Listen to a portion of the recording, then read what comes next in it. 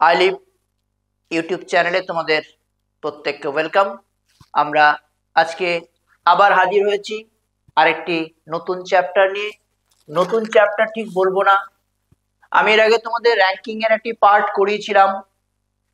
আজকে আমরা করাচ্ছি র্যাঙ্কিং এর comparison based র্যাঙ্কিংটি। Clear?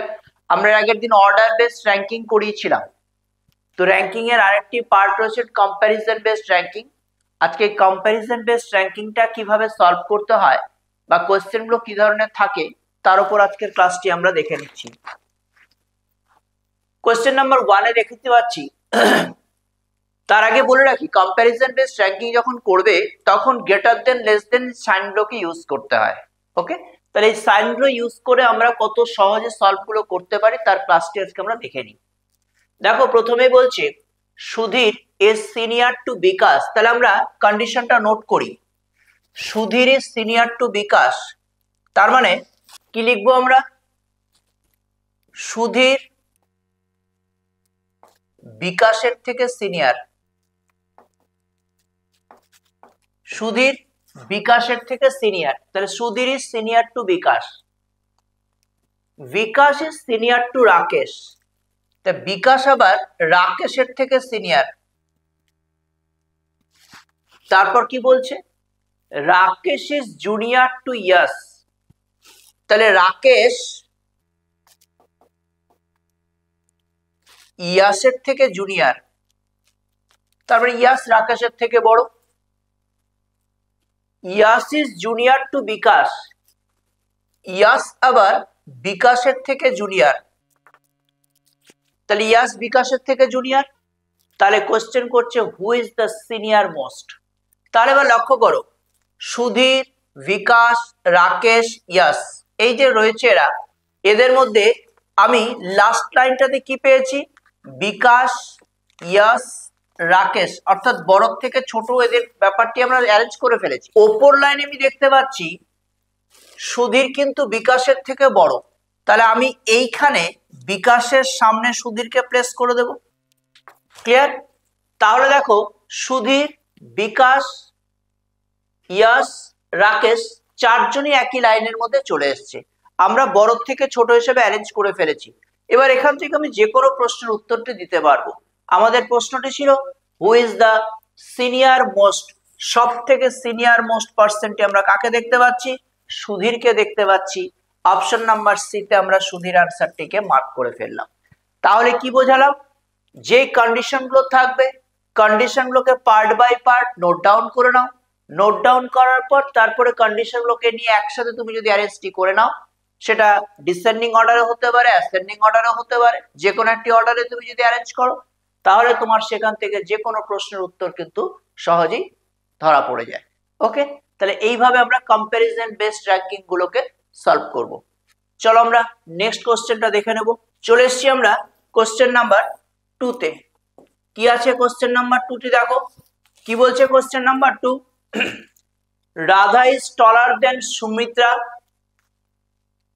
লাভিন is shorter than Sumitra, Geeta is shorter than Radha, Geeta is taller than Lavin, who among the following is the shortest.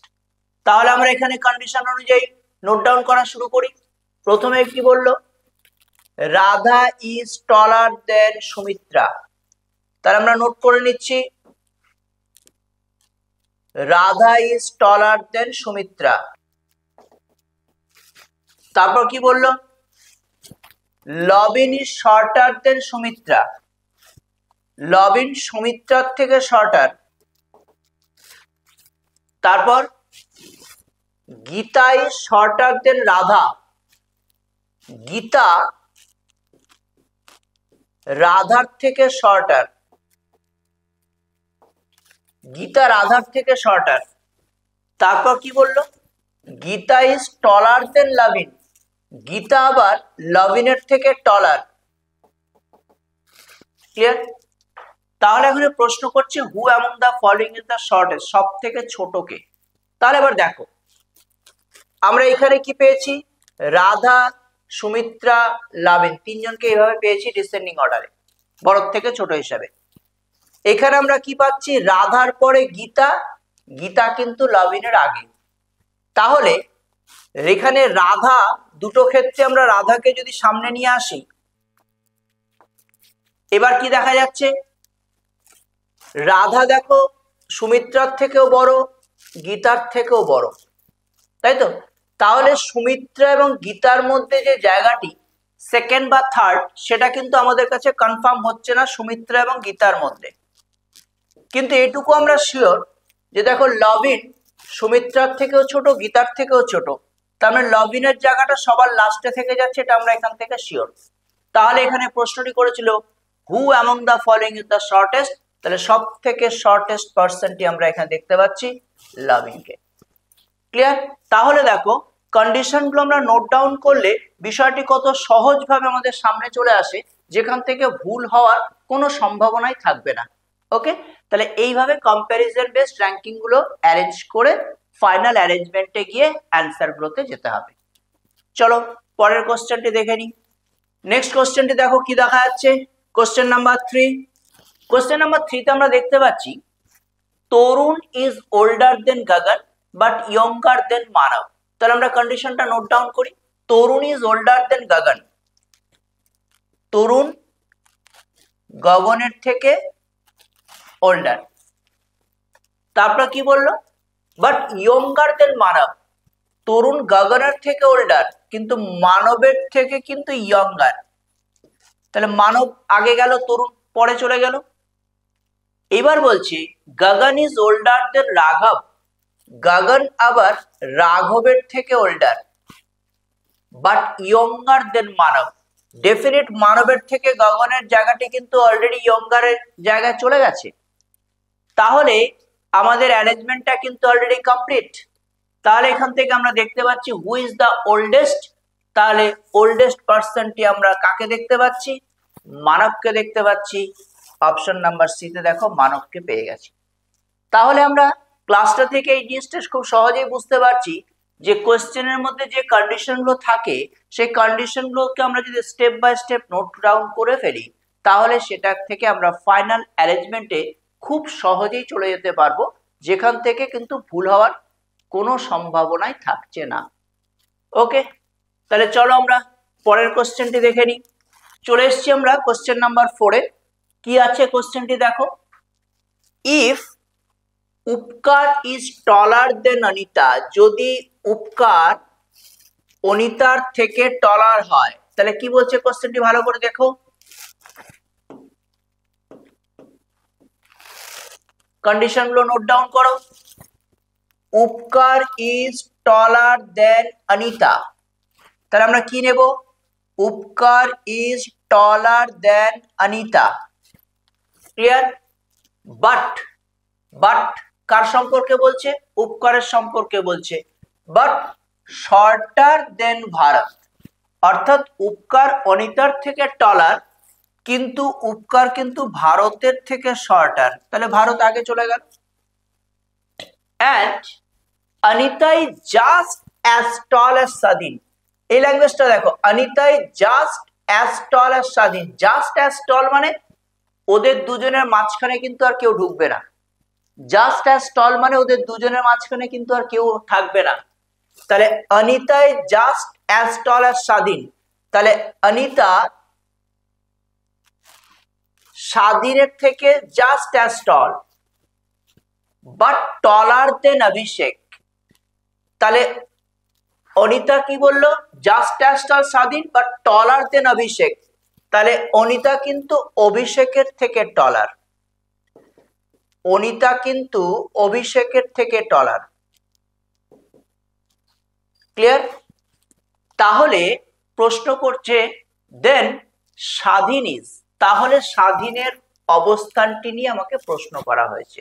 তাহলে স্বাধীনের জায়গাটি অ্যাকর্ডিং টু অ্যারেঞ্জমেন্ট কোন জায়গাটাতে আমরা যাব। প্রথমে দেখো বলছে জাস্ট অ্যাজ টল অ্যাজ উপকার, স্বাধীন আর উপকার কি সমান? নো। শর্টার দেন অনিতা, স্বাধীন কি অনিতার থেকে শর্টার? নো। টলার দেন ভারত, স্বাধীন কি ভারতের থেকে টলার? নো। শর্টার দেন উপকার, ডেফিনিট, স্বাধীন উপকার থেকে ডেফিনিট শর্টার। তাহলে অপশন নাম্বার ডি এর রিলেশনটি আমার অ্যারেঞ্জমেন্ট থেকে ম্যাচ করে গেল। তাহলে দেখো অ্যান্সার গুলোর মধ্যে কত ইন্টেলিজেন্সি রাখা হয়েছে, তোমার অ্যারেঞ্জমেন্টটা ঠিক হয়েছে না হয়নি তার উপর ভিত্তি করে অ্যান্সার গুলো কিন্তু তৈরি করা রয়েছে। তাহলে আমার অ্যারেঞ্জমেন্টটি যদি ঠিকঠাক থাকে তাহলে আমি প্রত্যেকটা রিলেশন এখানে কিন্তু ঠিকভাবে ম্যাচ করে নিতে পারবো।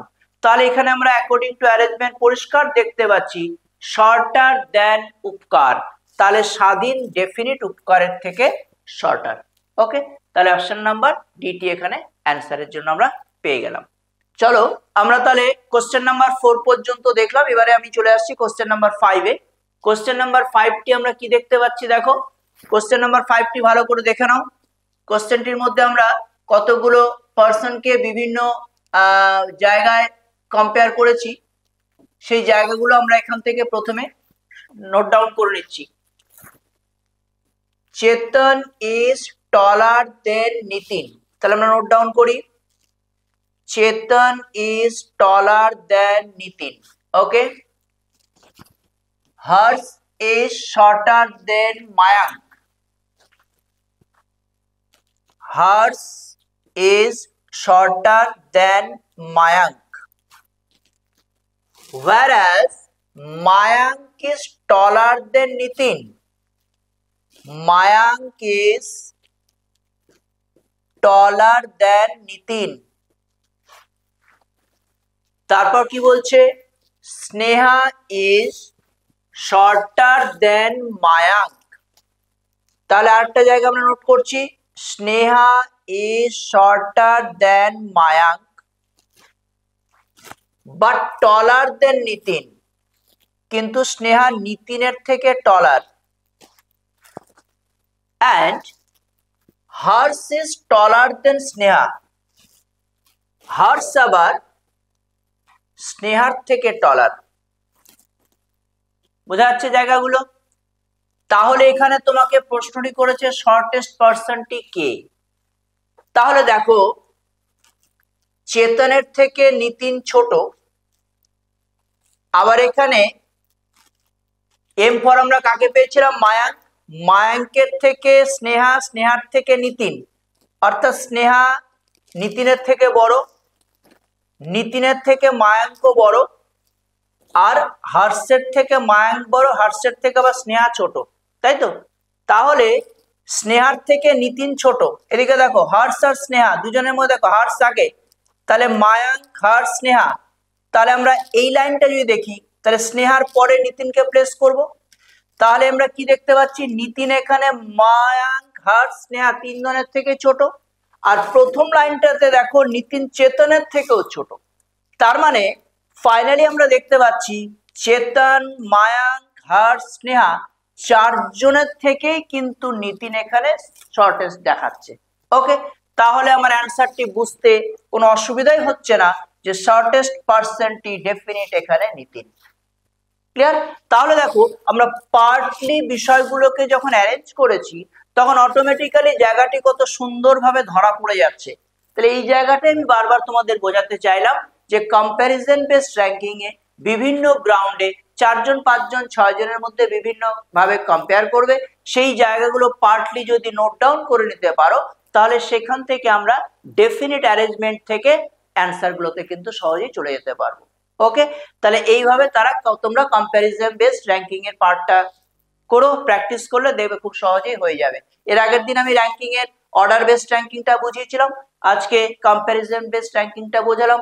র্যাঙ্কিং চ্যাপ্টারটি দুটো পার্ট মিলিয়ে প্র্যাকটিস করবে, কারণ র্যাঙ্কিং এটি এমন একটি চ্যাপ্টার যে কোনো পরীক্ষায় র্যাঙ্কিং এর কোশ্চেন কিন্তু মাস্ট। ওকে, তাহলে আপকামিং তোমাদের যে রেলওয়ে এনটিপিসির এক্সামটি আসছে সেখানে কিন্তু র্যাঙ্কিং এর কোশ্চেন অবশ্যই থাকবে।